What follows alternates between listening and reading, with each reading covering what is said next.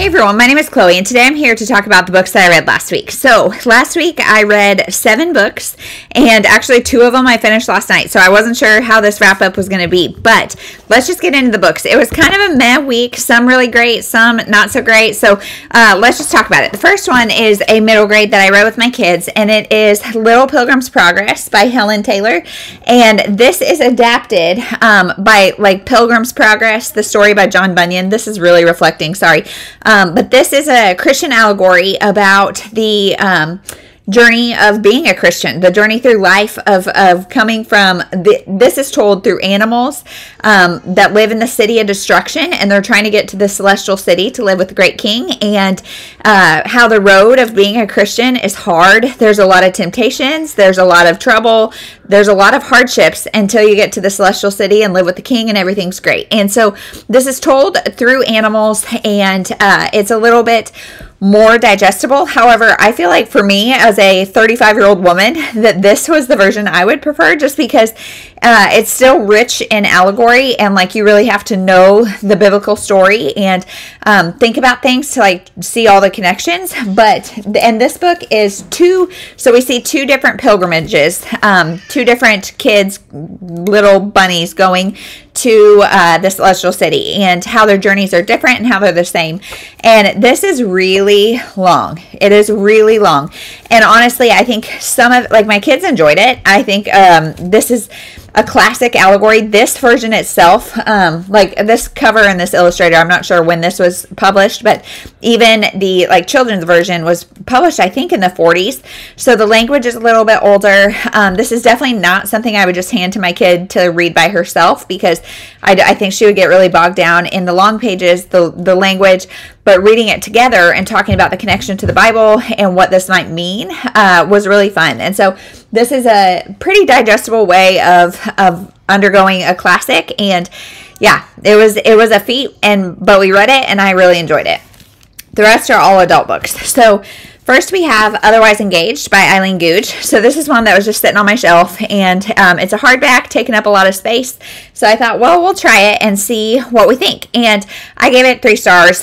This is the definition of meh. This is about 2 friends who have always been best friends. One of them lives in the city. One of them kind of lives more suburban. And they decide to switch spots. So the suburban kind of rural, I don't know if it's rural or suburban, somewhere in between, that's their hometown. So she goes back and she kind of faces a relationship with her somewhat estranged mother and getting back into the community she grew up in. The other one goes to the city, and it's kind of exploring that what might have been life. However, it was not very interesting. And both of them have either marriages or relationships that they kind of test the waters of being out of. And for me, it kind of set off some of my cheating alarms, where I'm like, okay, but if you're still in that relationship, let's fully end a relationship before we start another one. So I have a feeling I will not remember this very long. This is 3 stars at best. Definitely going to unhaul it. Glad I got it off my shelf. Glad I read it. And that's that. Then, thankfully, another one that was on my shelf is Someone's Listening by Serafina Nova Glass. This one was really interesting, really just fast-paced. I gave it 4 stars. This almost had podcasty vibes, even though it's not about a podcast. It's about an author who writes books, kind of self-help books about how to escape abusive relationships. And the book opens up with her being in an accident. She was in an accident. She wakes up and she's like, where's my husband? Where's my husband? He was in the car. He's the one who yelled, whatever. And everybody's like, your husband was not in the car. What? I don't know what you're saying, but your husband is not by your bedside. He's not here. And so we start to question, does she even have a husband? So it's kind of an unreliable narrator. And she is a therapist, and she has written these books about how to escape abuse. And she's getting threatening notes, chunks of her book saying make sure you're doing this, make sure you're doing this, get security system, all that kind of stuff. So somebody is clearly listening in, watching her, and there's a cast of characters that it could be. The whole time she is trying to find her husband, because she knows that her husband is missing and that he wouldn't have just run away, that something obviously happened to him. So she's trying to find her husband, and there's a whole cast of characters that it could be that are involved in this situation. And while it's not the most mind-blowing twist, I was really entertained and really, really pleased throughout. So overall, I really like this book. Then we have The Red Hat Club by Haywood Smith. So I did a try chapter tag of like 5, I think, kind of women's fiction chick lit books on my shelf that I just wanted to read as something mindless. And so what I ended up picking was Otherwise Engaged. However, what my patrons said they would have picked is The Red Hat Club. So I decided to pick this one up next. And this is like 2.5, maybe 3 stars for me. This is about a bunch of older ladies who are in this Red Hat Club. They wear red hats and they get together and they're in Atlanta and they're kind of an elite group. And we find out their stories now.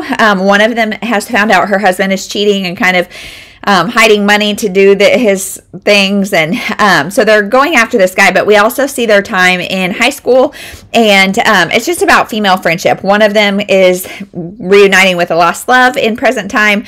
One of them is getting away from an abusive situation. Then there's the cheating husband. Like, we're following these women present day and in high school as they've gotten to know each other. And I think they're only like in their 40s or 50s, but anyway, it was fine. We get introduced to all 5 women right at the beginning. And I think I've said it many times before. I think if you're going to do that, you need like 3 women, or you need to introduce them one at a time and really get us connected, because I never really felt connected to any of the characters.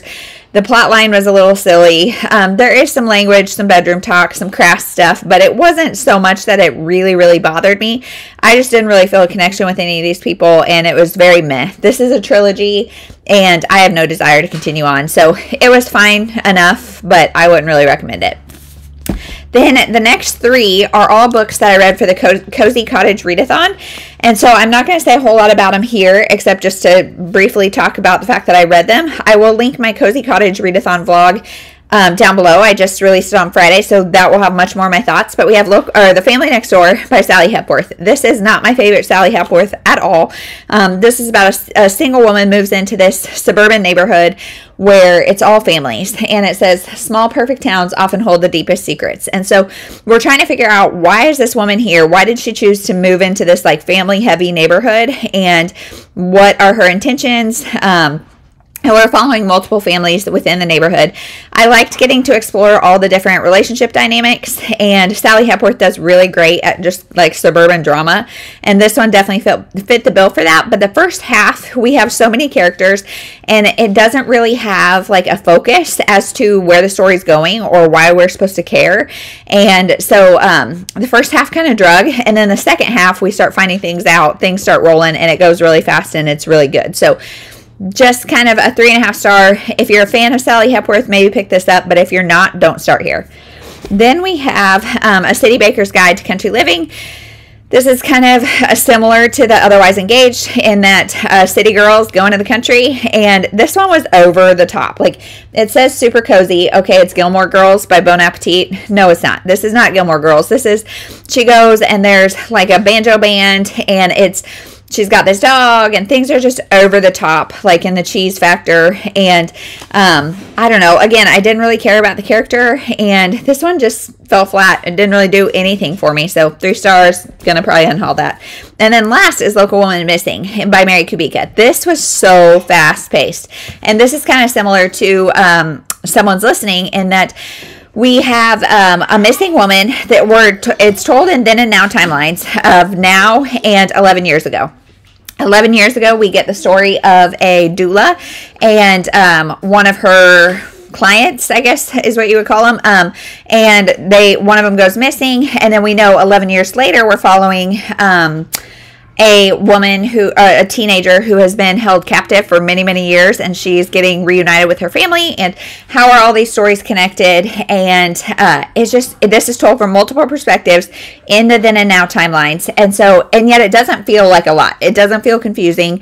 We're getting major players, kind of one person at a time, so you're really into the story before you get another perspective, and I love that. And this was just very, very fast paced. The end was good. I was satisfied, and I don't know that this is going to be something I'm going to remember forever. It's not an all-time favorite, but I would say it's a solid 4 star. So that is everything that I read this week. I feel really good about getting a lot of things off my shelf, getting the huge Little Pilgrim's Progress wrapped up, and just kind of clearing the slate to start over. So tell me what you have read in this last week, or if you've read any of these books, and that is it. We'll see you in the next one. Thank you so much for watching.